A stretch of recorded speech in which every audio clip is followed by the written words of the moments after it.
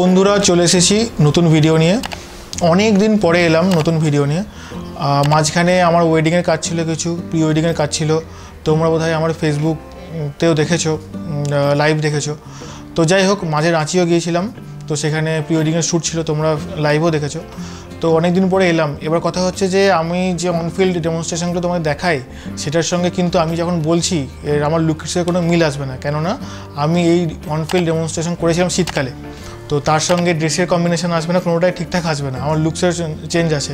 যাই হোক, তো আমি তোমাদেরকে প্রথমে ইন্ট্রোডাকশানটা দিই যে কী শ্যুট হলো, কী শ্যুট করেছিলাম না করেছিলাম সেটা ফার্স্টে বলে দিই।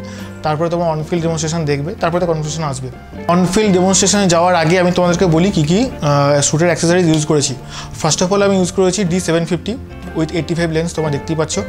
সাথে X1T ট্রিগার গোডক্সের, আর AD200 Pro উইথ ADS7। তো চলো শ্যুটে চলে যাও, তোমাদের অনফিল্ড ডেমনস্ট্রেশনটা আমি দেখাই কী শ্যুট করেছি না করছি। আমাদের সঙ্গে শ্রেয়া, আগের মডেলই আছে, শ্রেয়া আছে। তো চলো শ্যুট লোকেশনে চলে যাই এবং তোমাদেরকে দেখাই কী শ্যুটটা করছি। তো অ্যাজ ইউজুয়াল লোকেশনে চলে এসেছি, বাড়ি থেকে মোটামুটি কাছে লোকেশনটা। আজকে আমরা আছি সর্ষে ক্ষেতের মধ্যে, একটা পুরো সর্ষে ক্ষেতের মধ্যে। লোকেশনটা খুবই সুন্দর, আর আমরা ইউজ করবো সানলাইটটাকে।